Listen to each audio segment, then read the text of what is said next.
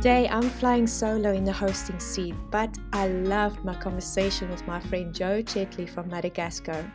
He and his Taiwanese wife now live in Taiwan. Joe was a village boy from the jungle, but he had big dreams. How did he overcome the financial and the racial challenges he experienced moving to a foreign country? What is beautiful about the Taiwanese people? Joe talks about the importance of communication and asking thought provoking questions in a cross cultural context. Joe is passionate about championing young people in Taiwan. He's also helping the youth in Madagascar not to give up on their dreams. My conversation with Joe was humbling in that you just don't know when you sow a seed in someone's life that sparks something of impact for them. Enjoy the conversation with my friend Joe.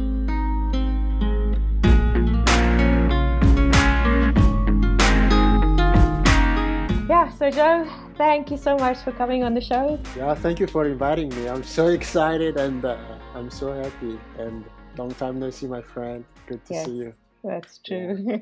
Yeah, so I was thinking where to start this conversation, and I thought, well, in the context of this podcast, I thought I'll ask you. So I'm a little scared to ask you this question, but what was your first impressions of me meeting a white, introverted South African girl in Madagascar?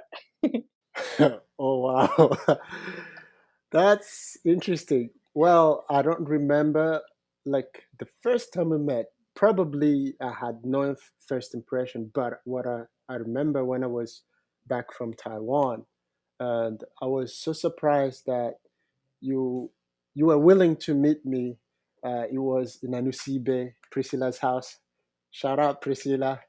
Yeah, and you were willing to spend your 30 minutes and or even an hour to listen and to pray for me because I was kind of crazy to have this dream and vision that to do what I feel like must to be done, which is to go abroad and to finish the mission that I was planning to do. So the first impression was listener and also a passionate. That's awesome. I sort of forgot that part. I will never forget that. That's awesome. But let's go back. How was it for you to grow up in Madagascar? And what were the things that you dreamed about? To grow up in Madagascar was hard. Yeah. Yeah. Let's be honest here, because I was not a city boy. I was not, I was born in a place that is very far.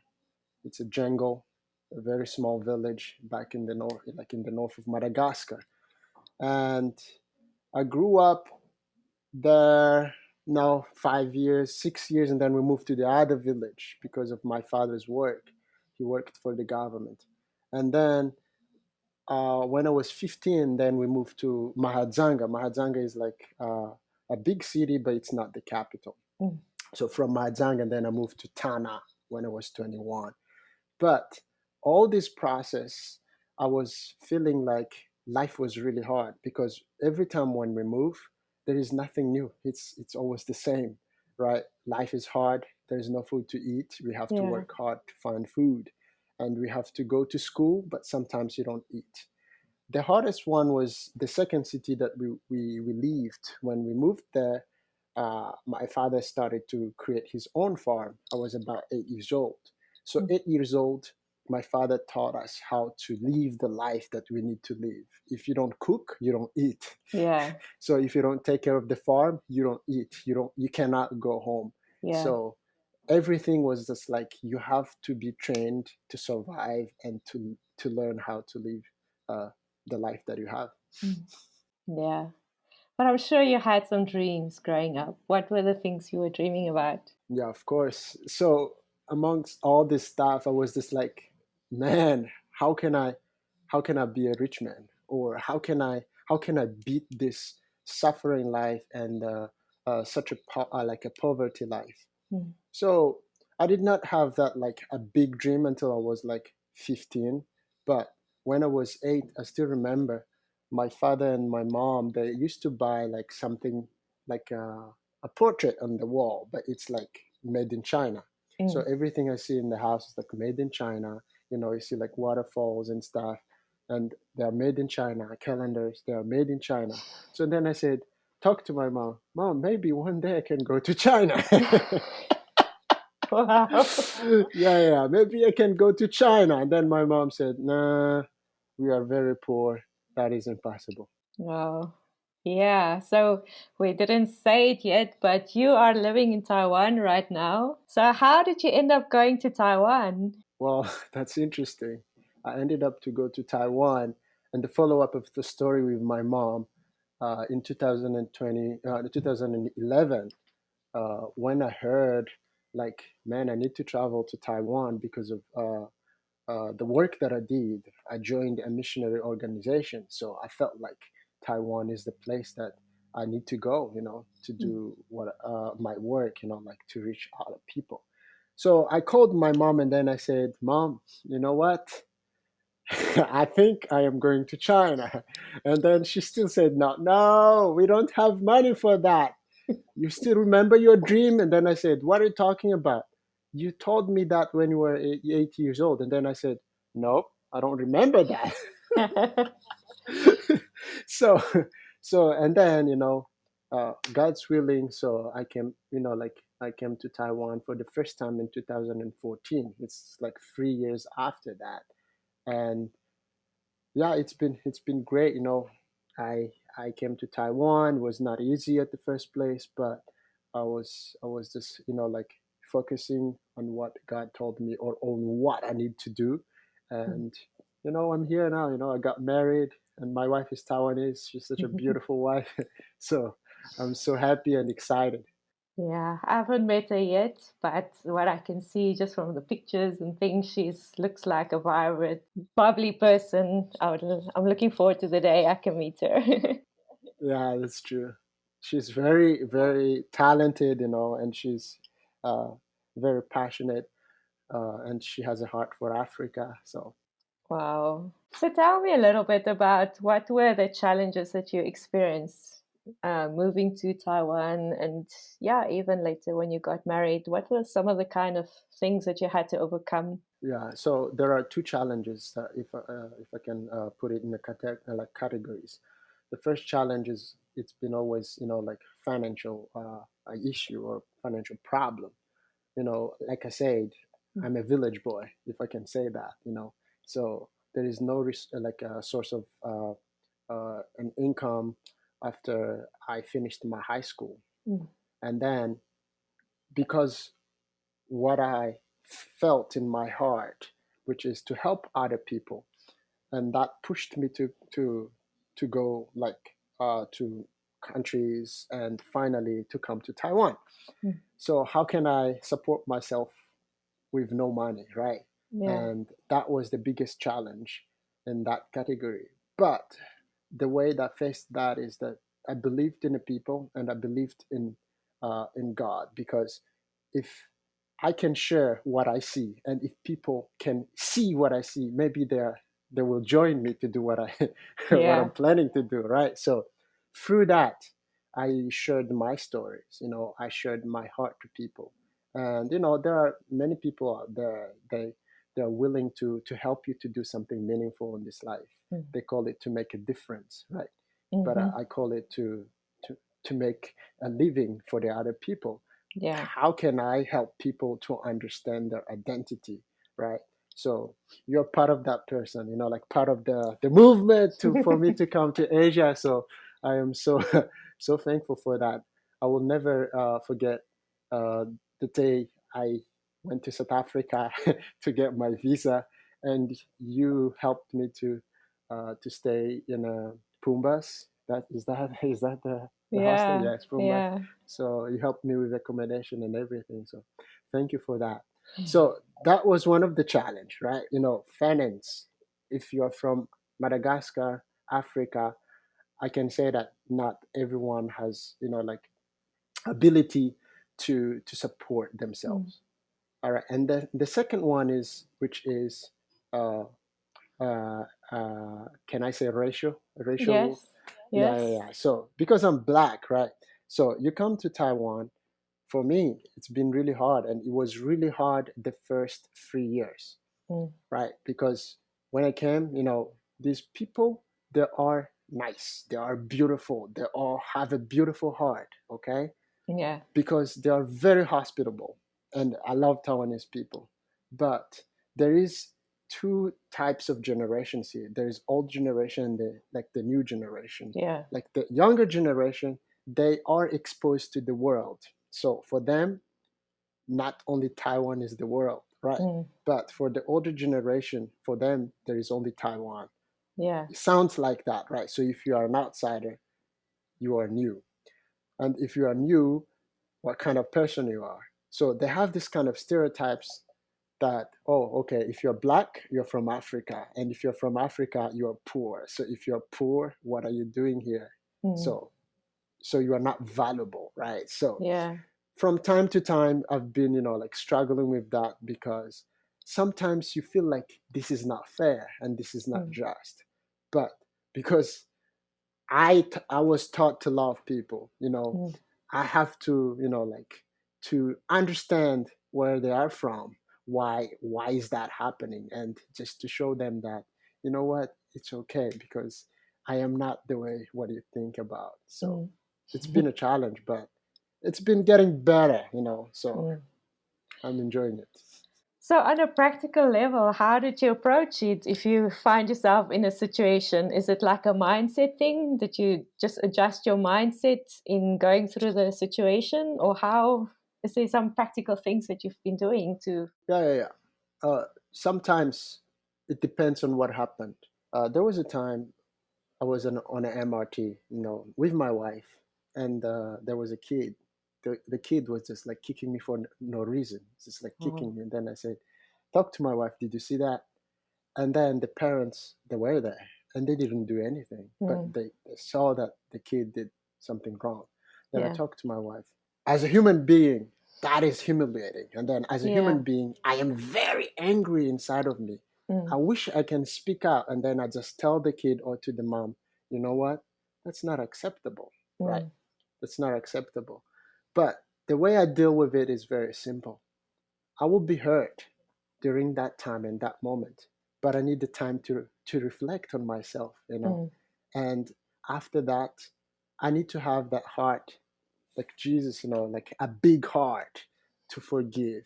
mm, So I myself, I know that whatever they did that was not right, that was not just. But remember, I am more valuable than that. mm, So I would keep focus on my value than on the value of what they did mm, to me. Okay? Because my value is higher than that. So yeah, my mind is what I'm thinking is just in my mind. I am more valuable than that.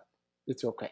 No problem. One day they will understand what's going yeah, on because they are like wearing a different glasses, right? And they yeah, have different perspectives.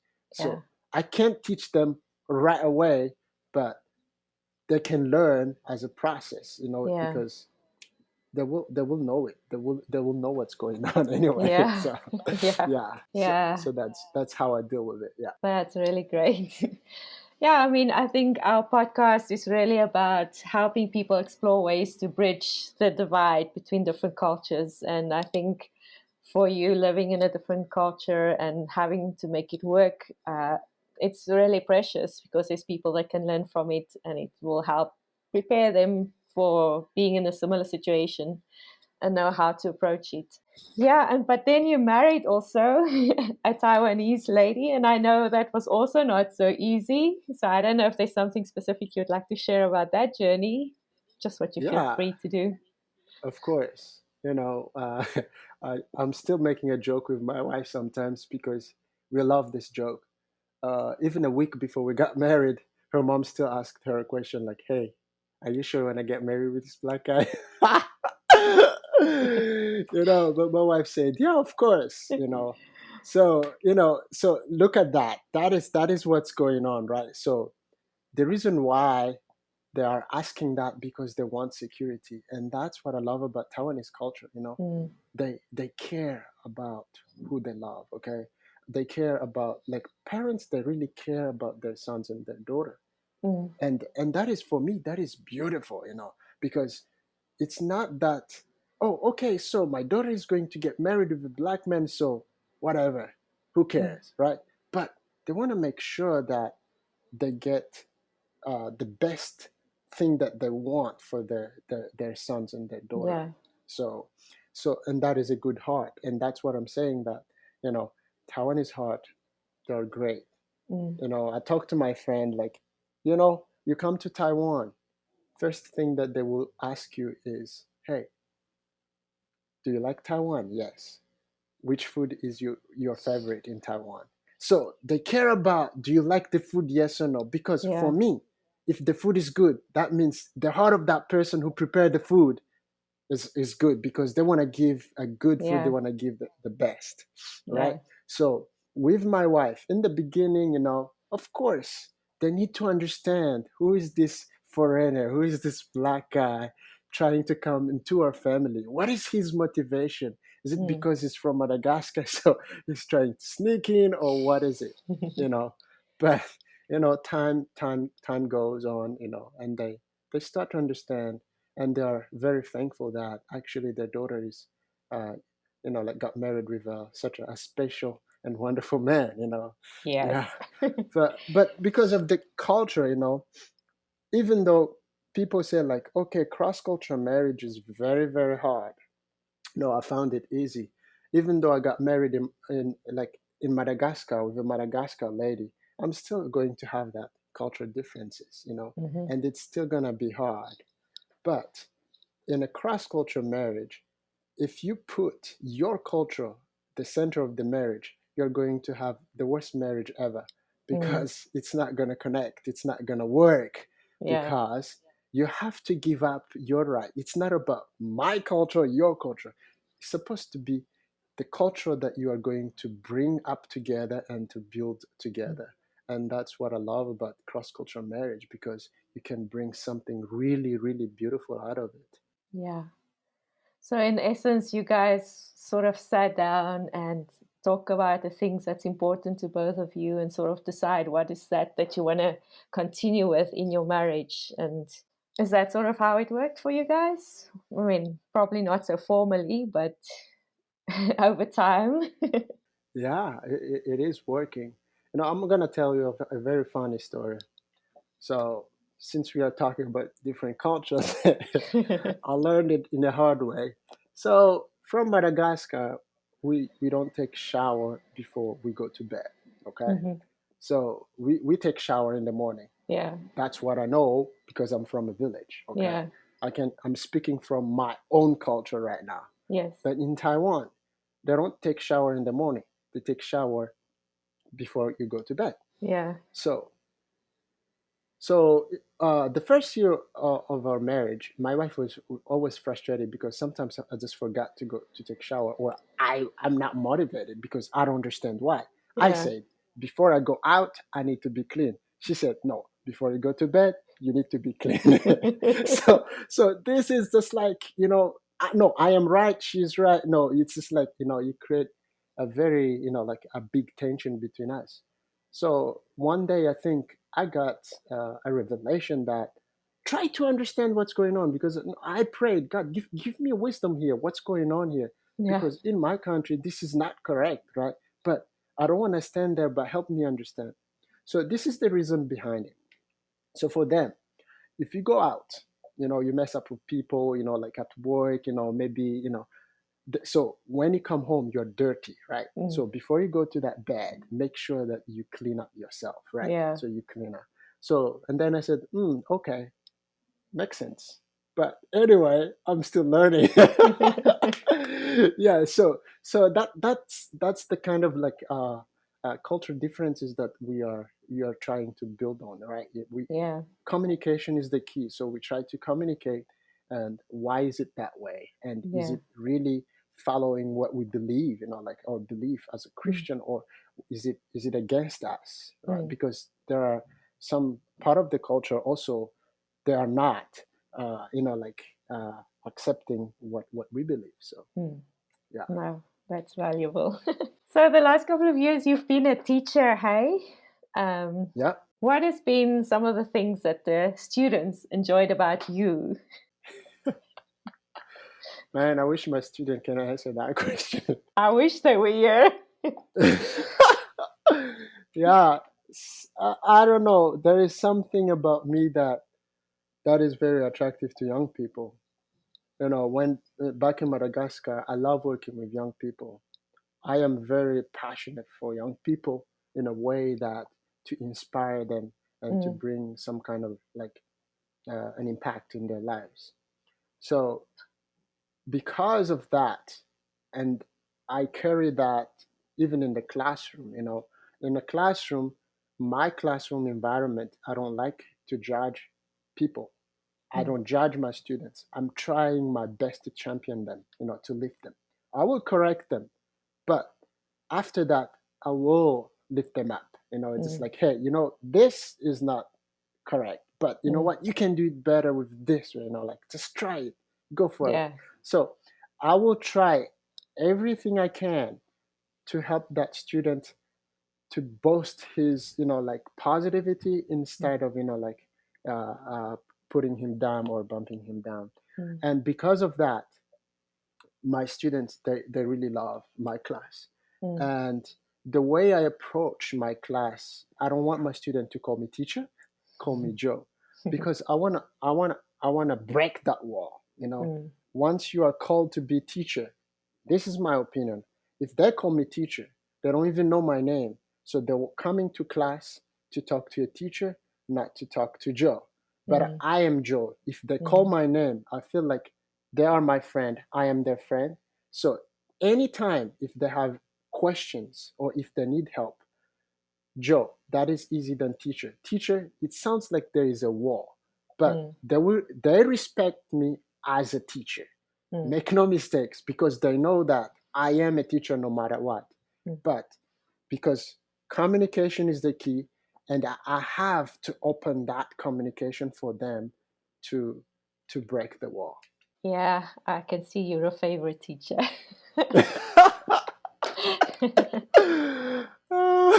Do you feel like that some of what you bring into the class is also because of being a Malagasy? Probably. They say that Malagasy people are very friendly and smiley.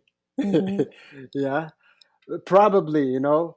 Yes, I think so, because I'm Malagasy, you know. It's part Yeah, of me, even though I was not that happy when I was in Madagascar because life was hard, but when I found yeah, myself, you know, when I mm, know who I am, yeah, I think that identity is there, and it is just sparkling and shining to the other people. yeah, yeah, yeah. Yeah.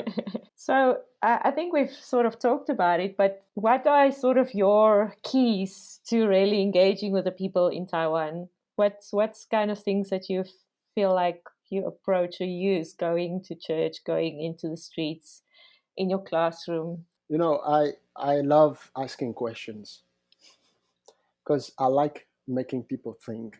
Mm, Some of my friends, they are annoying with that. You know, like, Joe, please stop, because you are making me feeling like I have to think a lot. But and that's what I said. So, you know, if you cannot think, how can you move forward, right? mm, So my approach is just that. mm, Whenever I meet people, I will look at them, I try to understand their situation, and then I will ask them questions. mm, Because for me, I I did not just get a money to go outside of Madagascar. Okay? mm, People made me think, what should I do? So I mm, did not get an answer. So I had to ask a question to mm, get an answer. I'm gonna give you an example. If someone is giving you $100, you can mm. finish that in one day. But if you worked for that $100, you will save it because you understand the process, right? Yeah. So, and that's my approach. If I see someone or my friends at church, they will come to me and they will talk and they will ask something. I Mm, will not give them answer. I will give them a question to help them think, even though I know the answer, because I know that if they think about that question, maybe they will start to find the answer. And if they find the answer, it will be very valuable because they did not just get it, mm. but they tried to find it, you know, like they worked for it, right? Yeah. So, Yeah, yeah. yeah. I'm sure in a cross-cultural context, there is obviously one thing that's definitely going to happen somewhere along the way is misunderstandings and funny situations. So, is there any some of those that you can share a little bit? Your journey, Madagascar or anywhere else? Yeah, always. I think one of the hardest like cross cultural experience that I had was about giving and treating. Okay. So I think you know this kind of story because maybe you've heard it before. Back in Madagascar, if someone is inviting you, that means they will pay for it, Mm. right? So Hmm. that means you get treat, right? You get a Yes. treat. Yes. Yeah.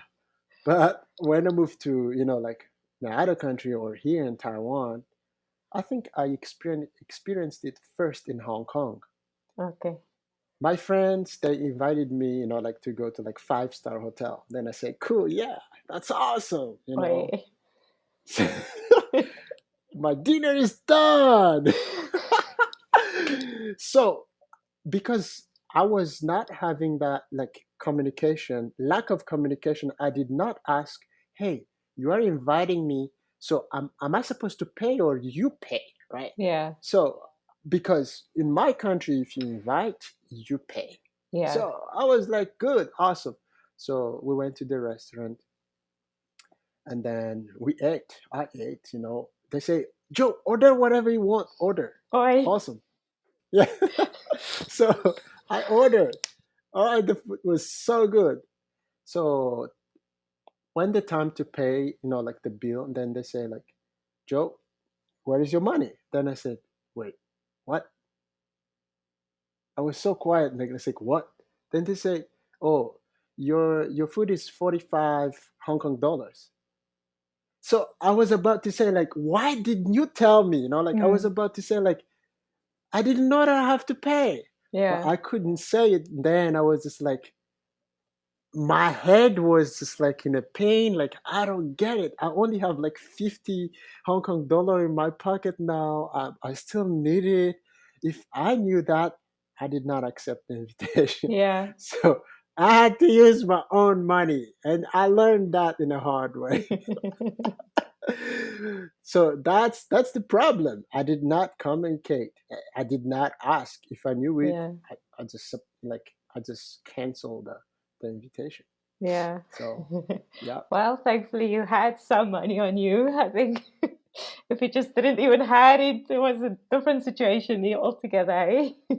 that's true. Then it was a That's public true. pain. Yeah, it was very shameful if I did not have that 50 Hong Kong Yeah. dollar. We've touched on this a little bit earlier, but for me, a very poignant moment when I was in Madagascar in 2013, 2014. I think it was 2014. People invited me to go for a weekend to a with a church group to a outing, and it was a Easter weekend. And they invited me to an event, and at that event, I was the only white person. And there were thousands of people, and that was the first time that I really experienced like people were staring at me, and I'm sure there were kids that saw a white person for the first time. And Yeah. I know that you experience opposite now where you are. Yes. Yeah, do you have some thoughts about that and how you handle that? Oh, I like this one. Well, okay. So I am from Madagascar. Right now, there are only two people from Madagascar living here in Taiwan. Wow. Okay, two people who are living here, and we are from Madagascar. Mm, And I'm not the only black person here in Taiwan, yeah. but it's still interesting because let's say you are going to work. I am going to work, and I have to take public transportation. First of all, once you sit, people will stare at you. It's Mm. like, hey, what's up? You want to talk? Yeah, it's just like, what's going on? That is fine. People staring at you, that's fine. That's normal. But one thing that I can't still understand until now, because it happens time to time, from time to time, Uh-huh. you sit and then they will leave. It's Okay. like They don't wanna sit near you. Just like, hey, what's going on? I'm just a human being, you know. Yeah. So it is very strange, and it's just like, what did I do? Like you ask that question constantly, like, am I okay? Am I the only black man in Taiwan? No, I don't think so. Yeah. Yeah, so it's just like that. People will stare at you. People, I Mm. remember the first time I taught, I came to school. One of the students actually, he touched my skin, and then he said, "Oh, teacher, I thought that you were charcoal." And then I said, "Shut up." And then they start to call me like, "Oh, you're the teacher chocolate, Oh, that's chocolate nice. teacher." Yeah. Yeah, yeah, No, I know Caleb that does the podcast with me. He tells the story of he grew up, he's from Kenya and he grew up in Kenya, but then he would go, his family's from Kenya, he's adopted and he went to Canada.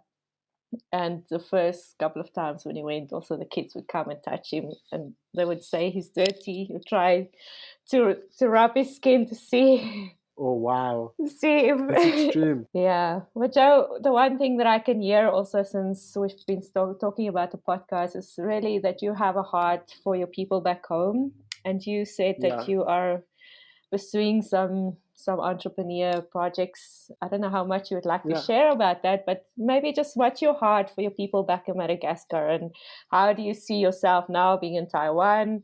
What role you can play in all of that? yeah. I'm a man of a dream and vision. I love dreaming, Yeah. and because I believe I'm not dreaming for nothing. Yes.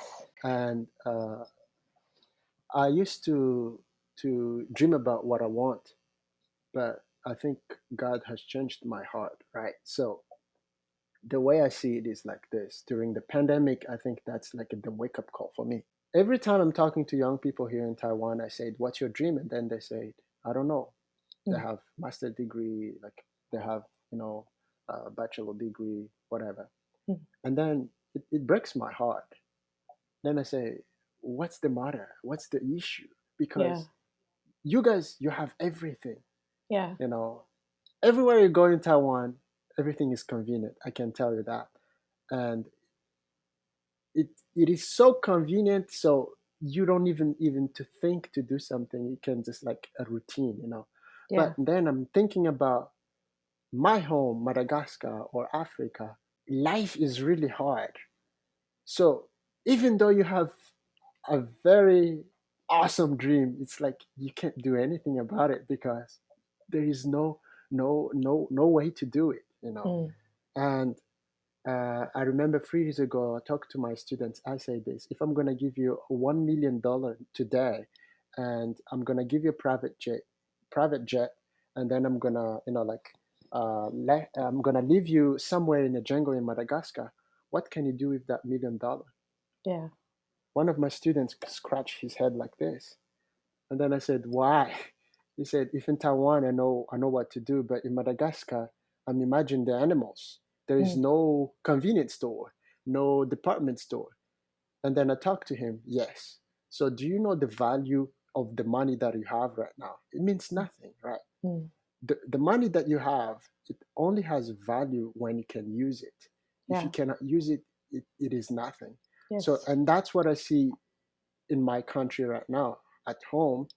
I just want to help those dreamers, because if I am here, I can have a platform, I can have a way to Mm. help people home. But if I'm not doing it, who is going to do it? Yeah. Right? So to do that home, you can give people jobs, you can help young people to dream even more, and they can do the same. And I think that's the way I can help. And Mm. that's what I'm trying to do, like to create jobs for people. Mm. Yeah.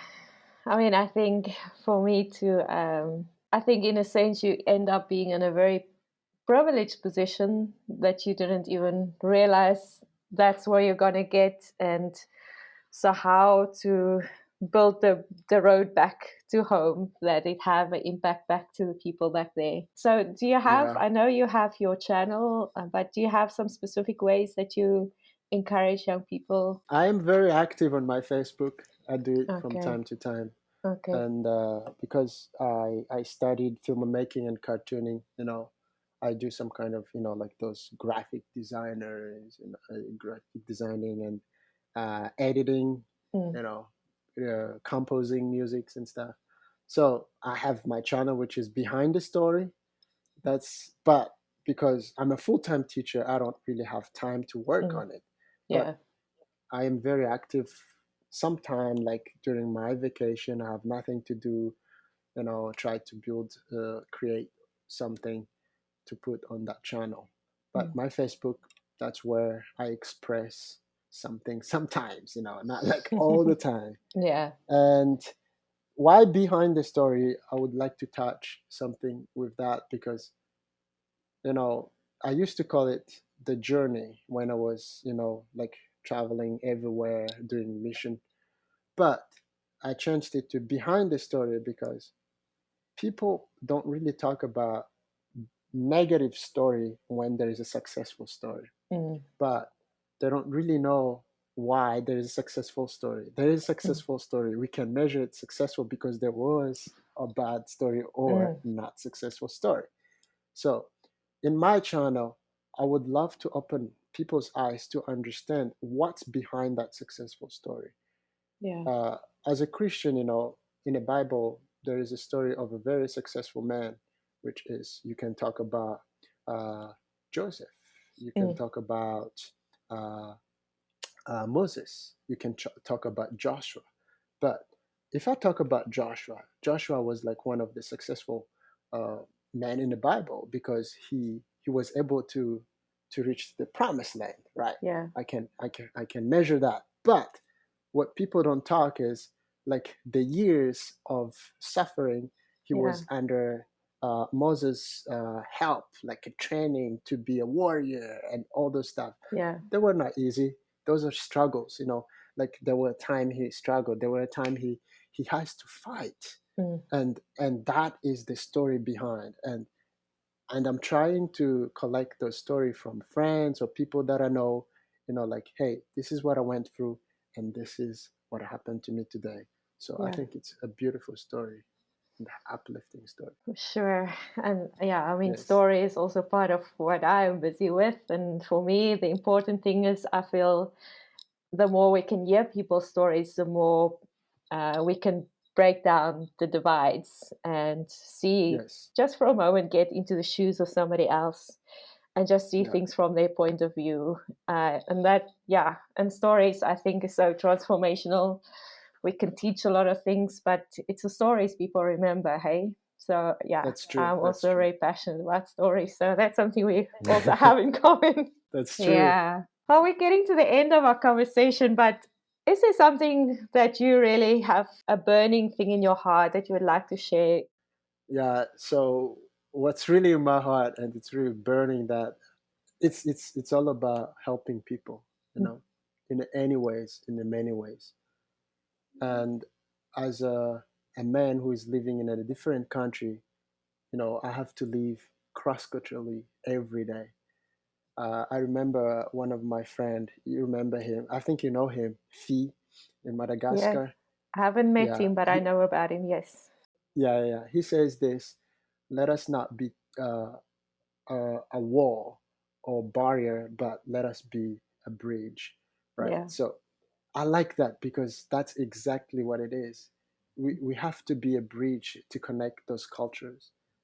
Mm, And when I was working with my friends here in Taiwan, we tried to build a project called Mind the Gap, right? So there is a gap between us. We have to mm, mind it, okay? yeah. So if we don't understand the gap, we don't know the gap, there is no way we can be in a unity.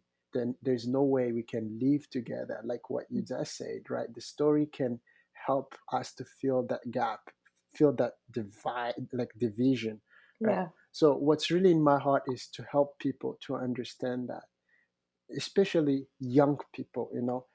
I would love to inspire young people to have, like to have a vision, to dream, to Mm, dream that, they can have a great future, not mm, just like sitting in their own comfort zone because they think everything is convenient, or because in Madagascar there is no hope anymore. mm. No, it doesn't work like that. So Yeah. through that, I can, like help those people to understand that, and help in any ways that I can, Mm, build something for them, or to create something for them, or to find a way for them to be successful. Like, I can tell you one thing about what happened in Madagascar right now. If you know that there is a drought in Madagascar, yeah. right? So I think God stirred in my heart. For 2 weeks, I was praying about it. What can I do? Yeah. So finally, God said, just share it to your friends. So I Yeah. shared to my friends. The answer that I got was, I was like, wow, seriously, people, they want to help, they want to support people in Madagascar. So I was able to raise some funds, through my friends, and also my church. They are planning to do the same. So it's something like that. You don't Yeah. need to do something like really great or Yeah. awesome. It's just like you can just use your voice, use your talent to communicate, and then you can help other people. That's so true. I mean, I think we created, first of all, to honor God, but second of all, to Yeah. serve others and love others with the fullness of who you are. And Yes. it's so sad that we sometimes are so trapped that we cannot see that we have everything already just to pour it out. But Yeah. it's something to overcome, eh? So Joe, I just really want to appreciate you for who you are. I think one thing that I know about you is you have gone on a journey, you've gone on an adventure, and you didn't say no. Even though you had a lot of things to overcome, you didn't talk about it, but you had health issues to overcome as well, and but you Yeah. kept going for it, and I just want to honor you for that. And I just appreciate you for being that, and champion you for championing people back in Taiwan, but even in Africa, to not give up and to trust that what they are and what's already given to them is a way to bring a change, to make a change for themselves and other people around them. So yeah, thank you so much for coming today. Thank you so much. Oh man, that is such a Woo! Well, really, really, thank you. I've been always, like looking at what you do, and I think this project that you're working on, I believe in this, and that's why I want to be part of it. Mm, And more people you have, more people you can reach, right? yeah. So I myself as well, I really respect uh, who you are, because you are part of my story. I know that you did something that not so much people or so many people would do, like to have faith, Mm, to invest in someone that you don't even know. So that is amazing to me, and that taught me something, and mm. that's why I'm doing what I'm doing today. So thanks for planting the seed. Ah, It is honor to amazing. God for putting it in my heart. So yeah.